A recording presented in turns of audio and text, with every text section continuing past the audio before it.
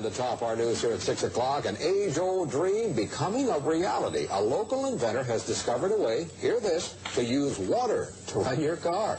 It's a major breakthrough that will no doubt make motorists happy. And as Ralph Robinson explains, the Pentagon is also showing lots of interest in this project. Water has always been considered a precious commodity, but Stan Meyer's invention may make it even more valuable. He has developed what's called a water fuel cell. It has taken the place of his old gas tank. The water fuel cell breaks down water molecules into oxygen and hydrogen. The hydrogen is used to run his dune buggy. I don't care if you use rainwater, well water, city water, ocean water. If you don't have any fresh water, go ahead and use snow. If you don't have any snow available to you, they use salt water because there's no adverse effect to the fuel cell. Meyer started working on this project 4 years ago. He's not a scientist. He isn't even a chemist. In fact, he never graduated from college. Myers was determined, he says, to design something to protect this country from oil embargoes. And we have calculated that if we take the dune buggy from Los Angeles to New York, we would roughly use 22 gallons of water. The Pentagon flew a lieutenant colonel in last week to look at Meyer's invention. There is talk of possibly using it in the Star Wars defense program and to run Army tanks. Myers is currently perfecting a water fuel cell for cars. It will cost about $1,500. He says it won't need any maintenance, and you won't have to replace it. It'll be at least 2 years before the fuel system goes into mass production. The day it happens will be one the fuel industry hates, but it'll put a smile on the face of those who've had to say at one time or another, fill her up. In Oklahoma, where oil has been king for over a century, inventor Troy Reed has been busy in his shop constructing rotating magnetic motors that he believes will soon revolutionize how we get around. And it does work. This is a new prototype of the magnetic motor, and if I can explain a little bit about what you call a magnetic field. All magnets, the big old wooden prototype, has a system. As the motor went over, it had a tension to jerk over like that. If you take this motor here and you take your finger and rotate it, it doesn't have that jerking in it. So what I've done, I got rid of the crankshaft.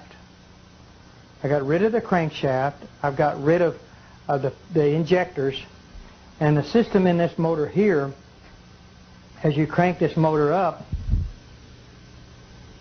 and like you do the other one, the motor will start running, and what I'll do, I'll energize it on this motor here.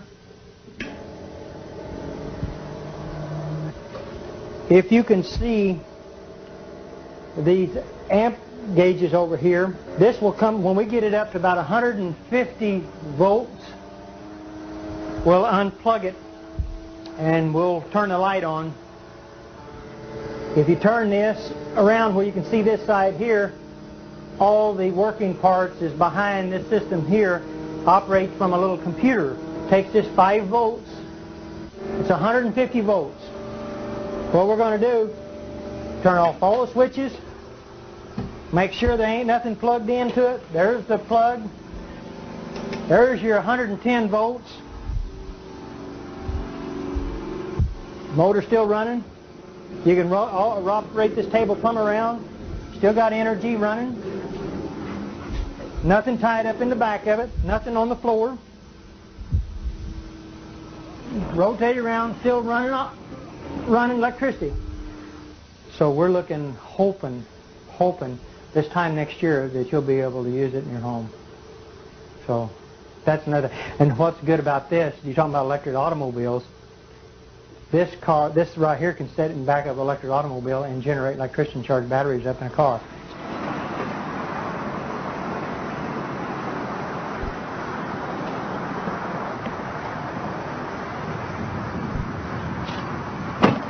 Beautiful automobile. You can drive it anywhere you want to. You don't pollute the air. All the other electric automobiles that I've actually seen has been nothing but this standard transmission. This is an automatic transmission car. There's not a whole lot of what you call junk, I would call, under cars. I've seen a lot of electric cars that had a lot of stuff in it. The only thing that this has a battery to run the radio, the blower. We've got 2 safety switches over here that can be mounted into an enclosed system, but we did this where you could see, where people can see this car with the technology. It's a safety switch system.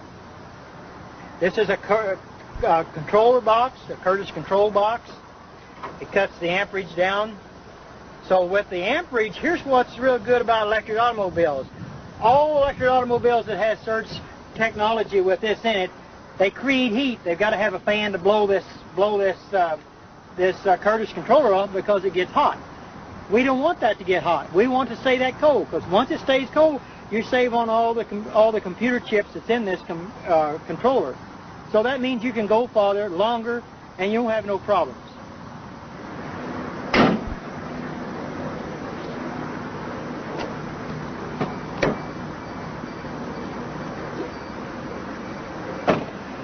This electric automobile has got two gauges in front of the shifter on the automatic transmission. It's called the voltage and the amperage. That's what I was talking about earlier about amperage on automobiles. Let's see if we can't get the amperage to go down instead of going up. The voltage on this here should say somewhere around 120 volts. When we start out, there's no amperage at all.